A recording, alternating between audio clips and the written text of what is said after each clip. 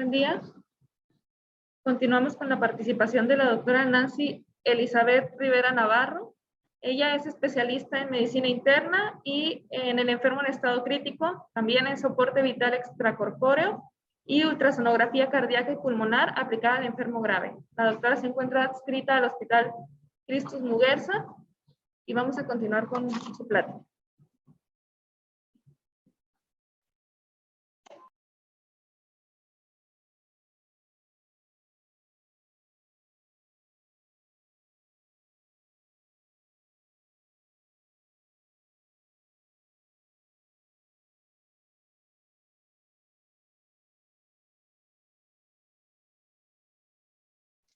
Hola, buenos días. ¿Me escucho? Hola. Sí se escucha, doctora. Adelante. Sí. Muchas gracias. Déjame nada más compartir aquí la presentación.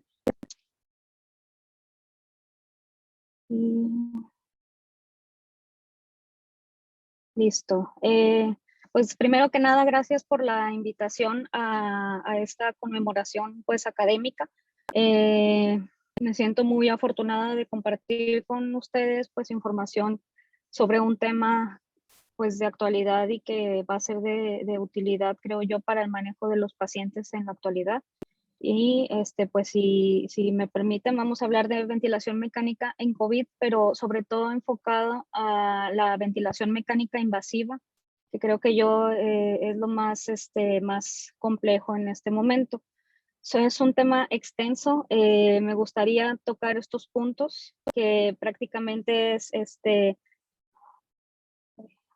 permítame, es que se ve completa la presentación. Ahí está.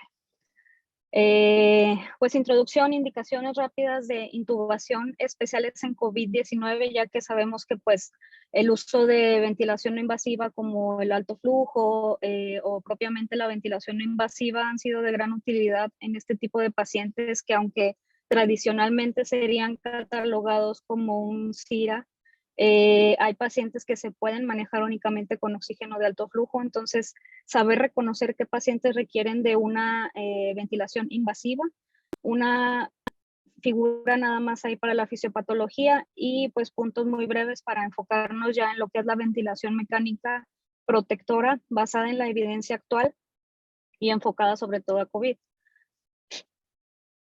Como introducción, pues la ventilación mecánica sabemos que es una forma esencial de soporte vital en la terapia intensiva en los pacientes críticamente enfermos. Inicialmente, pues fue cuando ya la ventilación mecánica se trasladó fuera de los quirófanos en la epidemia de poliomielitis. Ahí empezó a nacer la terapia intensiva como tal.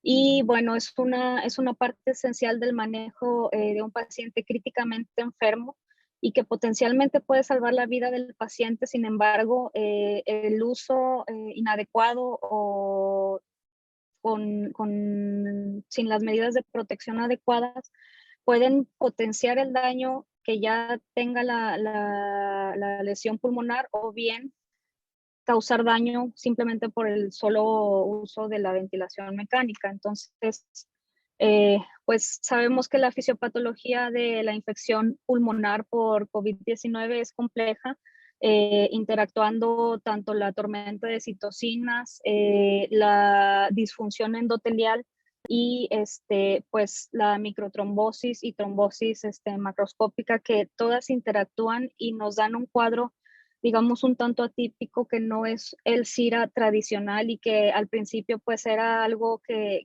nos estresaba un poco. Habitualmente el SIRA pues son pulmones rígidos con infiltrados, como ya saben, severos, hipoxemia severa. Sin embargo, aquí lo que empezamos a ver era un comportamiento distinto que posteriormente ya fue un poquito más esclarecido en base a la fisiopatología y pues ya en base a literatura que fue saliendo. En un paciente en general, no COVID, pues están ya muy claras las indicaciones de intubación, pero en esta pandemia donde también existen otros factores como la escasez de ventilación, de ventiladores mecánicos, escasez de personal preparado, de área hospitalaria disponible, pues tenemos que tener un criterio distinto para la intubación. Básicamente, en los pacientes con COVID-19 hay que cuidar mucho que el paciente no se induzca daño pulmonar autoinfligido por la dificultad respiratoria. Existen predictores de utilidad de oxígeno de alto flujo, por ejemplo, que nos dicen si es un paciente que, a pesar de responder la hipoxemia a alto flujo, es un paciente que va a estar con una mecánica pulmonar inadecuada y eventualmente va a requerir intubación.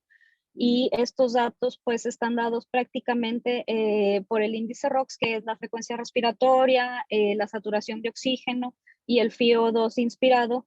Nos pueden dar una idea de qué paciente con alto flujo requiere intubación. Sin embargo, aquellos pacientes que no tenemos disponibles ponerles alto flujo, pues podemos ver datos indirectos de fatiga o de gasto energético alto. Son los datos ya clínicos que todos conocemos de dificultad respiratoria, el aleteo nasal, respiración oral, el uso de músculos accesorios, el movimiento abdominal paradójico, taquipnea, taquicardia, hipo o hipertensión, diaforesis. Y en esta situación, pues iniciar la ventilación mecánica, además de que tiene mejoría en el estado de perfusión, tiene mejoría el paciente en cuanto a que ya no hay tanto consumo de oxígeno y eventualmente eso puede mejorar la hipoxemia. Vamos a evitar daño pulmonar extra por la mecánica del paciente al respirar. Existen ya múltiples algoritmos en donde se sugiere qué pacientes podemos iniciar con oxígeno de alto flujo.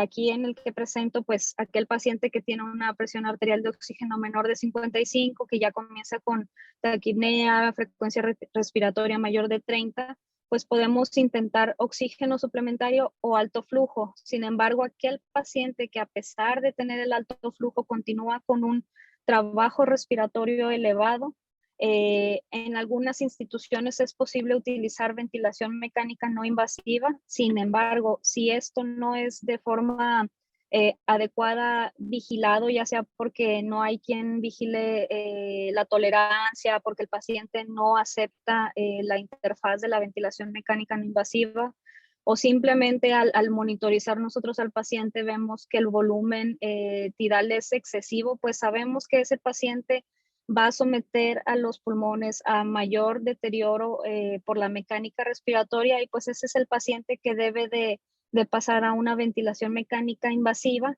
a menos que tuviera pues ya indicación de rechazo a este tratamiento. Entonces, una vez ya intubado nuestro paciente, este tema pues veo que ya se comentó. Inicialmente se describieron dos fenotipos digamos, de SIRA en COVID. El fenotipo L, que son pulmones pues mucho más flexibles, por así decirlo, tienen una confianza alta, los infiltrados en vidrio despulido, poca o nada de consolidación. Y estos pacientes característicamente pues tienen poco potencial de reclutamiento y por lo tanto no se benefician mucho de PIPs altos. Aquí la principal característica pues es la hipoxemia y son múltiples los mecanismos de causa de hipoxemia, pero pues vale la pena comentar tanto el trastorno vascular endotelial y la vasoconstricción hipóxica, a diferencia del fenotipo H, donde el daño es severo con consolidaciones muy extensas, en la estancia baja, la confianza baja, en la estancia alta, perdón, y donde hay un peso pulmonar pues aumentado. Entonces, este tipo de manifestación de la infección pulmonar por COVID es más similar al SIRA que se conoce con los conceptos ya de ventilación, como es el baby lung, que hay ya establecidas guías que nos orientan sobre la ventilación en este tipo de pacientes.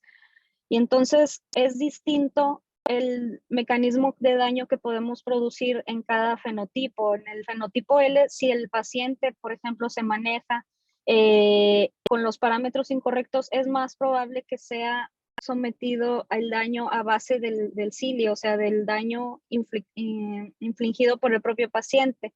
Y en el fenotipo H, pues son las medidas para evitar el BILI que ya conocemos. Ahora, hay literatura donde dice, bueno, o sea, no son dos entidades distintas, sino más bien es la progresión de la enfermedad. Y la otra cuestión es que realmente a veces coexisten estos tipos y pues es muy poco frecuente que solo veamos un fenotipo de forma aislada. Entonces, nuestras metas con la ventilación mecánica pues va a ser una ventilación adecuada, mejorar oxigenación, mejorar el trabajo respiratorio, todo esto englobando evitar una lesión pulmonar inducida por la ventilación. Para ajustar el ventilador, pues podemos iniciar con un esquema, digamos, ya tradicional que inicia calculando el peso predicho. Eso es una recomendación que se hace en prácticamente toda la literatura actual, basarse en el peso predicho. Y ahorita voy a tocar algunos temas en específico sobre el ajuste de volumen tidal, pero se recomienda inicialmente iniciar la programación con 8 mililitros por kilo de peso predicho.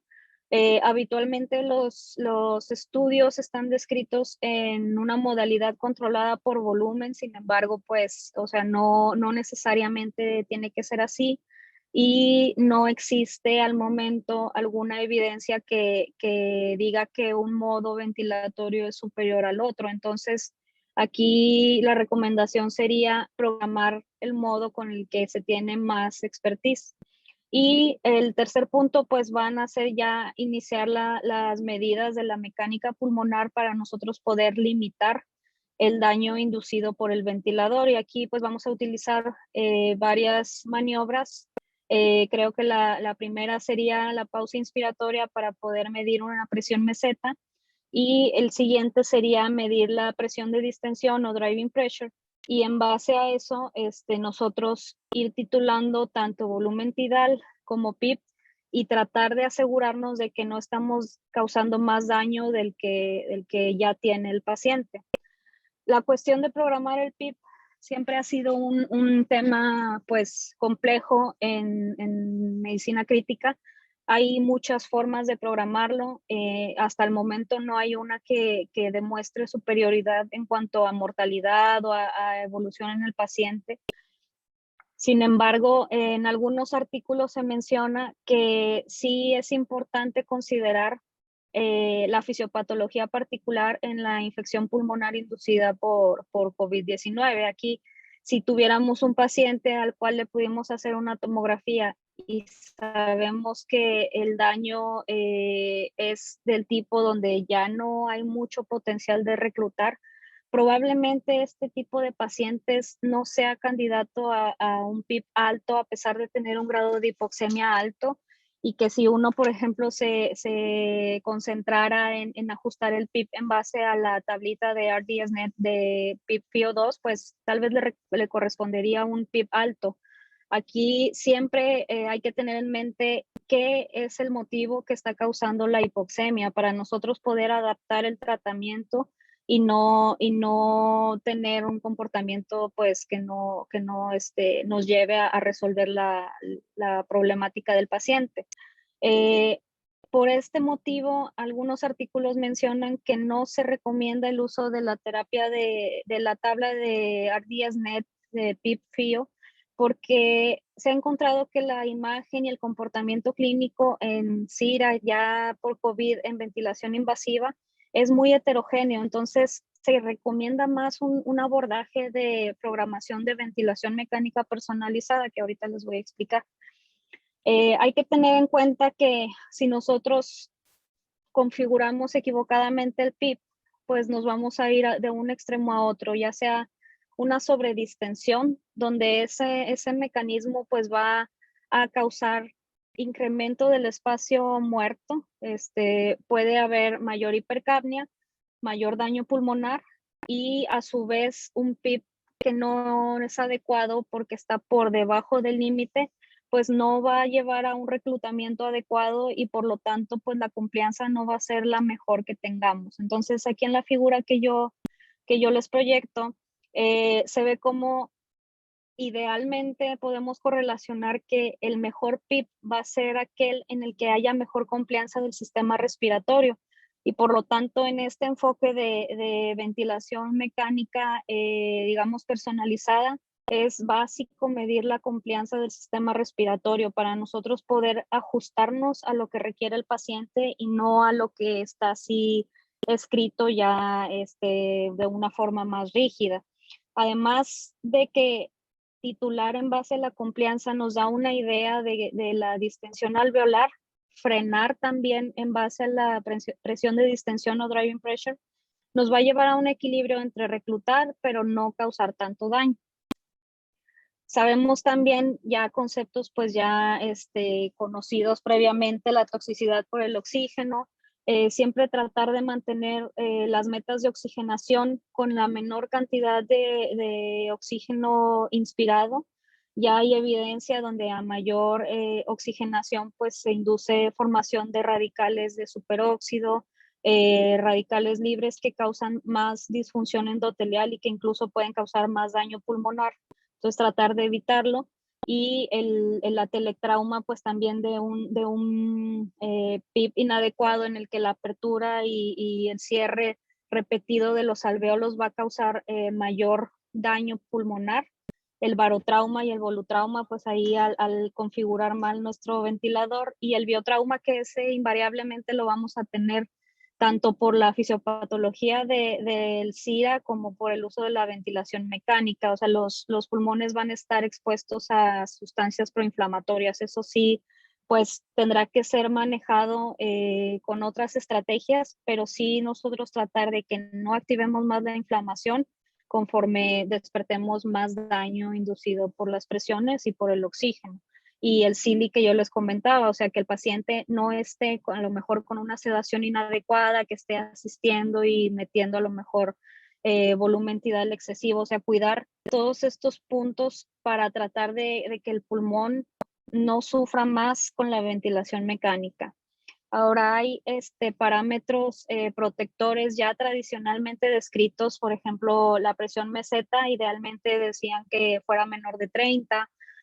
Cuando se describió el driving pressure o presión de distensión por Amato, se decía que con que estuviera menor de 15, pues ya teníamos una protección pulmonar. Sin embargo, esos conceptos han ido cambiando conforme avanzan los estudios. Rígidamente en el paciente con CIRA y ventilación mecánica, pues se buscaba el menor volumen tidal. Eso también ha ido cambiando, lo que sí, pues las metas gasométricas, esas prácticamente siguen igual. En cuanto a la frecuencia respiratoria, pues la ajustamos de acuerdo a la meta gasométrica. Sin embargo, hay que tener en cuenta que es un factor más de estrés pulmonar, y de hecho es una variable que se toma en cuenta para la ecuación del poder mecánico. Entonces, son variables que debemos de tratar de utilizar al menor rango y que sometan a menos estrés el pulmón. Si el paciente está en una meta adecuada de pH de 7.3 con hipercapnia permisiva, con frecuencia de 20, no tener una frecuencia, por ejemplo, de 35. O sea, tratar de usar lo menos posible para sacar adelante a nuestro paciente. El PIP, pues se recomienda iniciar con 5 e ir titulando, pero no tanto en base a oxigenación o saturación, sino a complianza, como ahorita comentaba. Algo importante es que cuando nosotros utilizamos la hipercapnia permisiva, pues se van a activar los centros respiratorios, y esto va a despertar en el paciente el drive respiratorio. Entonces, hay que tener también en mente no exceder la dosis de sedantes, no exceder a lo mejor la dosis de relajantes musculares.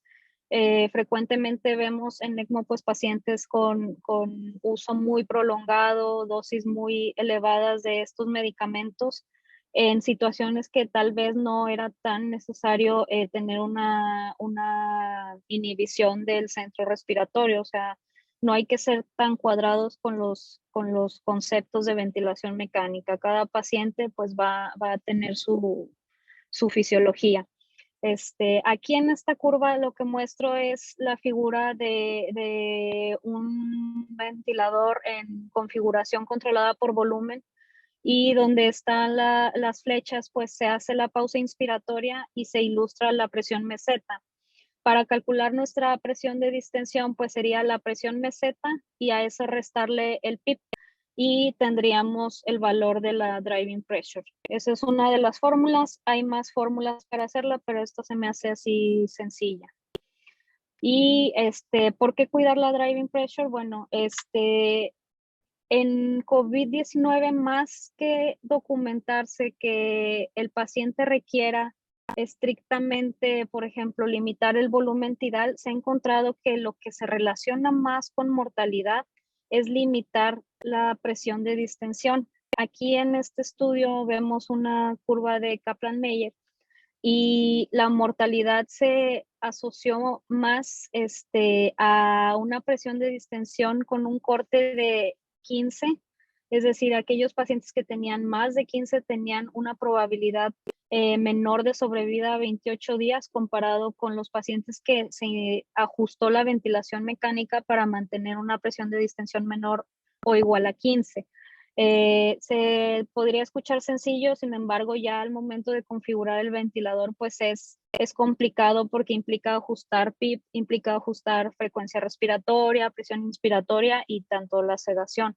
Pero vale la pena estar monitorizándolo e intentar conseguir parámetros protectores, ya que es mucha la evidencia de que monitorizar la mecánica pulmonar y manipular nuestros parámetros en base a estas metas puede mejorar la sobrevida. Y aquí vemos en esta tablita la diferencia de los supervivientes contra los no supervivientes, y vemos que, por ejemplo, la media de meseta en los que no sobrevivían era de 30 comparado con 27 en los que sobreviven. Entonces, más adelante les voy a mostrar que la meseta, mientras sea menor, pues se asocia a menos estrés al pulmón y por lo tanto menos daño inducido por el ventilador.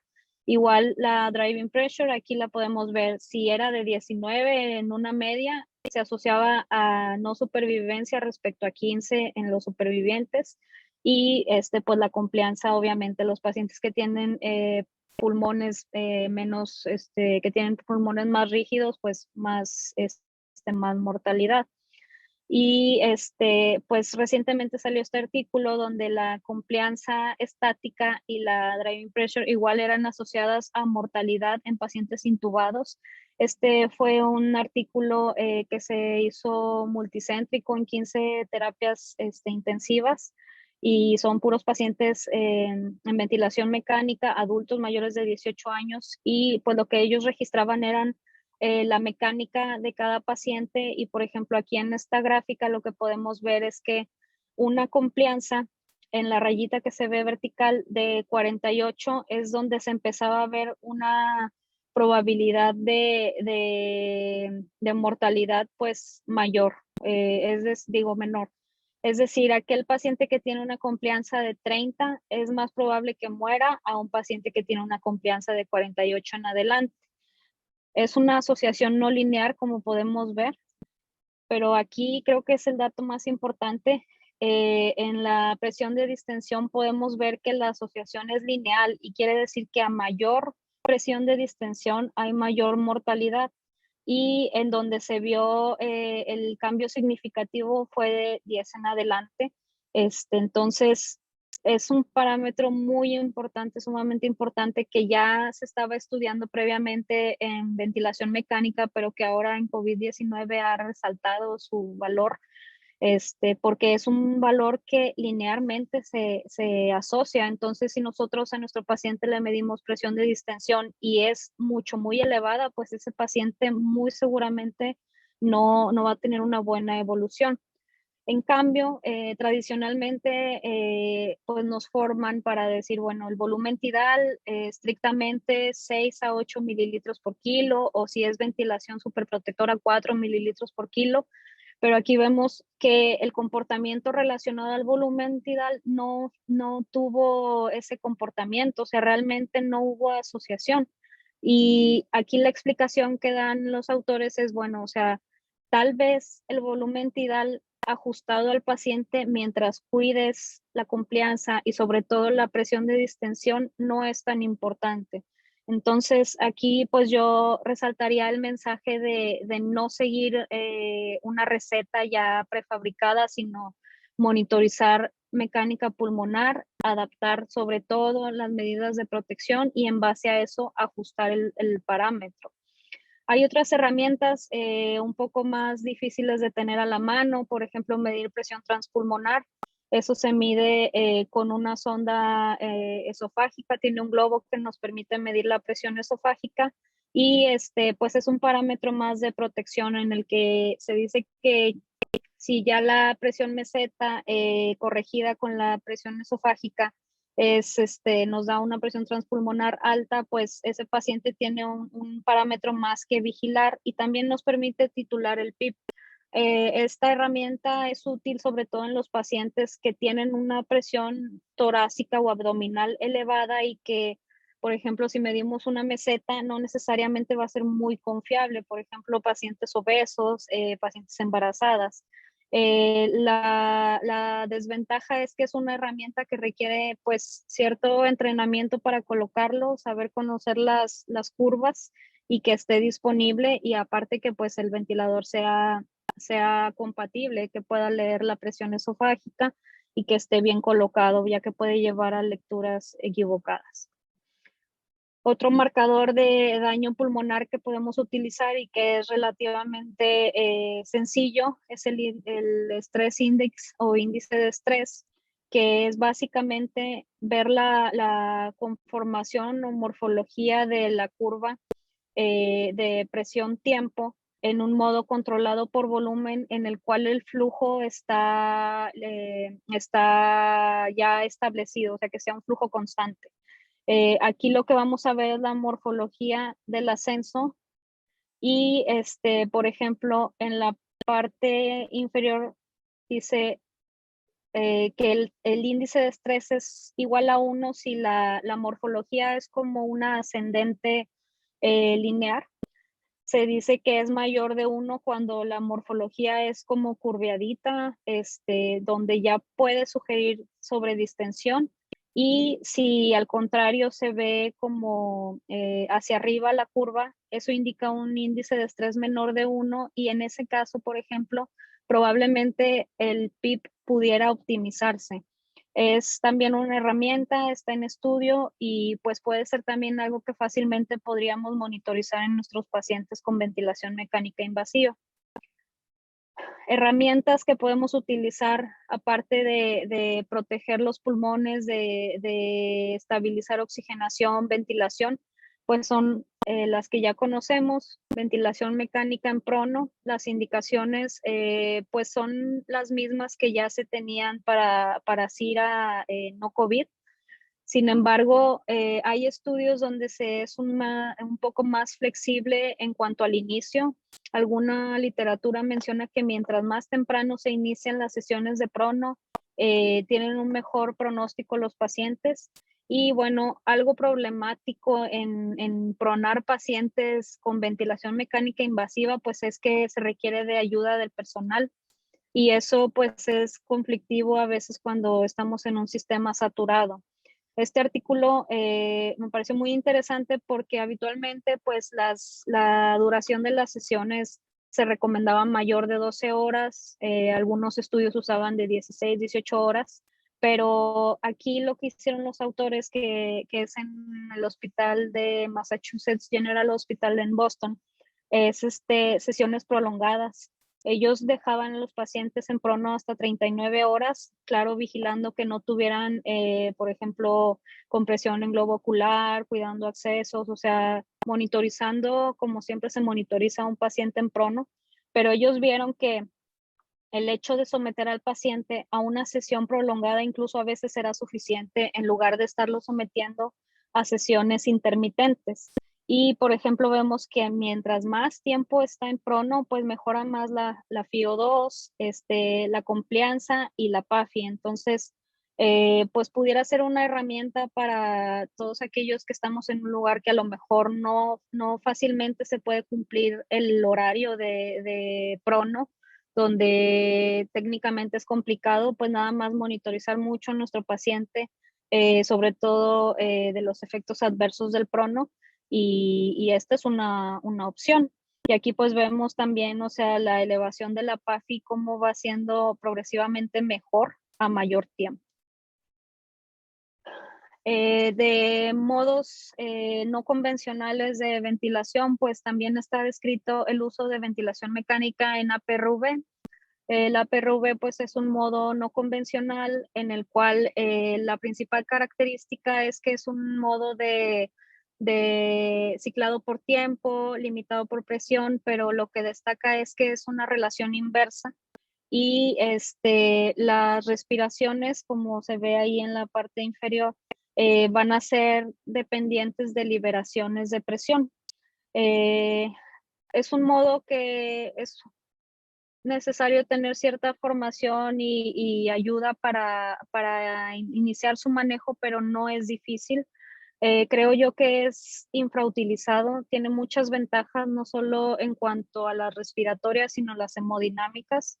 Por ejemplo, en las liberaciones, al mejorar o disminuir la presión intratorácica, hay liberación de presión hacia las cavidades derechas cardíacas. Hay estudios donde se ha demostrado que este modo ventilatorio es protector para la falla cardíaca derecha. Al requerirse estrictamente que el paciente tenga respiraciones espontáneas, nos permite tener una sedación no tan profunda, nos permite que si ya es un paciente que ya estuvo con un esquema de bloqueo neuromuscular muy prolongado, pues darle una herramienta para seguirlo tratando por hipoxemia severa sin tener más allá de lo recomendado del relajante muscular. Y bueno, aquí este artículo utilizaban APRV en pacientes con COVID como una terapia de rescate únicamente. Eran los pacientes que de plano ya tenían hipoxemia refractaria, se eligieron en base a decisión de los tratantes y pues la desventaja es que para configurar el APRV hay varias técnicas y varias corrientes. Y pudiera ser algo que influya en los resultados. Sin embargo, pues lo que sí podemos ver es que al paciente participar un poco en la respiración, pues la oxigenación tiene mejoría, la ventilación minuto también, y la complianza dinámica, aunque no estadísticamente significativa, mejora durante la PRV.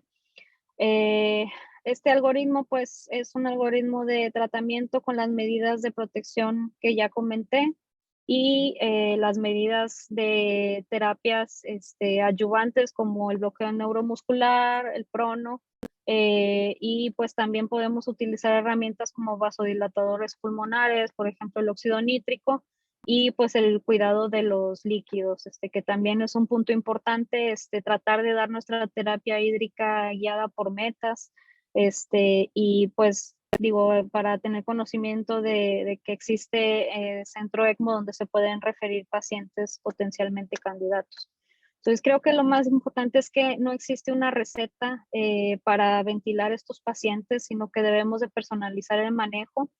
Y recientemente también salió este artículo que habla de personalizar la ventilación mecánica en CIRA, lo cual pues va un poquito en contra de las enseñanzas tradicionales.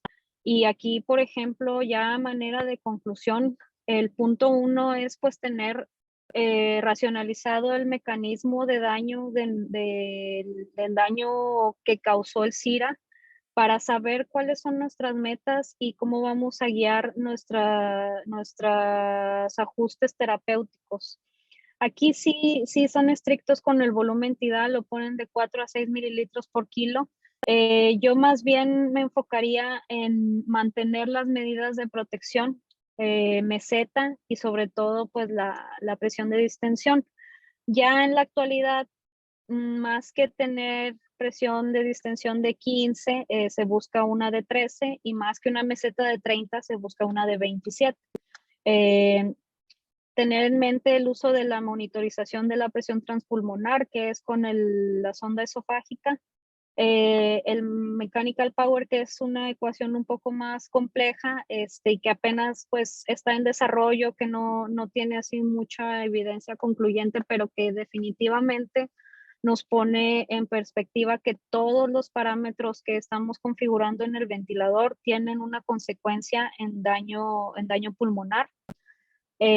Como punto 6, pues reconocer aquellos pacientes que potencialmente son reclutables con PIP, ya sea tanto por estudio de imagen, como viene ahí el punto 8, que ponían ahí que el estándar de oro pues es la tomografía. Sin embargo, pocos pacientes críticamente hipoxémicos van a tolerar ir a una tomografía. Entonces aquí creo que cabe la pena mencionar el uso del ultrasonido como una herramienta que podemos usar ahí a la cabecera del paciente, y pues en instituciones donde tienen acceso al ventilador con impedancia, con tomografía de impedancia eléctrica, pues también esa es una herramienta potencialmente útil. Fenotipos para tratar de nosotros ajustar ventilación mecánica, esa es como una potencial herramienta. Y pues también limitarnos, o sea, no siempre la teoría que tenemos va a ser la respuesta que va a tener el paciente. Entonces, tenemos que ser muy críticos y muy analíticos, y pues medir, o sea, sobre todo medir la mecánica respiratoria. Creo que eso sería lo más importante de la plática. Y pues tratar de que primero no dañar, o sea, nosotros intubamos y tratamos de dar tiempo al paciente al resto de maniobras a que la lesión pulmonar pues se vaya resolviendo. A final de cuentas es una terapia que nos compra tiempo, pero tenemos que cuidar que esa terapia no perpetúe el daño y que no dañe más de lo que ya está el pulmón. Sería todo, no sé si tengan alguna duda, con mucho gusto. Muchas gracias, doctora. Sin duda, una plática muy, muy interesante. Nos ha dado en unos minutos una exposición magistral de lo que es el manejo del paciente con COVID grave en la terapia intensiva. Estamos en tiempo, pero quisiera hacer una pregunta. Hace algunos meses el doctor José Elizalde de nutrición hacía un comentario en una presentación también de que derivado de la pandemia de COVID pues nos obligó a abrir más áreas con ventiladores en los hospitales y adecuar en otros hospitales áreas con ventiladores para los pacientes graves de COVID. Sin embargo, hacía la observación de la importancia de que estos fueran manejados por intensivistas y no solamente por médicos que no tuvieran el entrenamiento y la formación para ello. Quisiera saber su opinión como experta del impacto, sobre todo en la mortalidad, en el manejo de los pacientes con ventilación mecánica con COVID grave y muy grave, y la diferencia que hay entre el manejo multidisciplinario y el manejo liderado por el intensivista en las áreas de cuidados intensivos versus el no tenerlo. Sí, definitivamente creo que pues en un mundo ideal... Ay, ¿me escucho? ¿Sí? ¿Sí se adelante, escucha? doctora. Escucha perfecto. Ya, gracias. Idealmente, pues claro que considero que el paciente críticamente hipoxémico en SIRA grave requiere entrenamiento especial para manejar el ventilador. Es complicado y requiere experiencia, maniobras a lo mejor que ahorita no alcancé a comentar, y que requiere también adaptación de parámetros, no solo de lo que está descrito, sino ya pues algo de bagaje previo.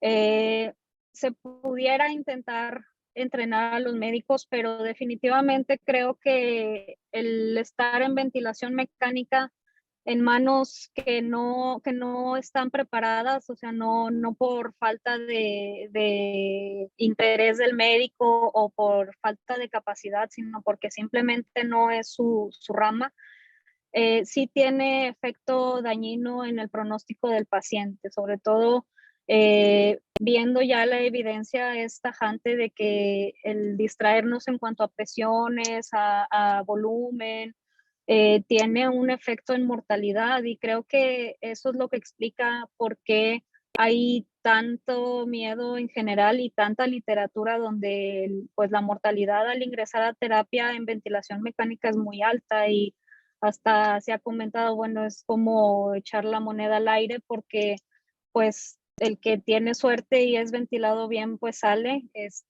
Pudiera ser explicado también mucho en la forma en la que es ventilado.